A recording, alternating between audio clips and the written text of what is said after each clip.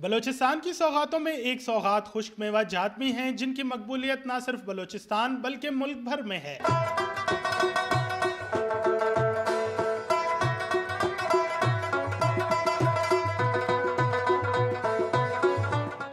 वैसे तो खुश्क मेवा जात की बहुत सी इकसाम हैं, मगर बादाम, पिस्ता, काजू, अखरोट और इंजीर अवाम में बेहद मकबूल हैं। यही वजह है कि मुल्क भर से ड्राई फ्रूट के शौकीन अफराद कोयटा की इस सौगात को खरीदने दूर दूर से आते हैं। कराची से आए हैं तो ड्राई फ्रूट वगैरह ख़रीदने के लिए आए हैं और घूमने वाने के लिए आए हैं। तो ये है कि बादाम वगैरह भी हमने ख़रीदे हैं और इस तरह की काजू वगैरह, अखरोट सब कुछ ख़रीदा है, तो अच्छा लगा है हमें।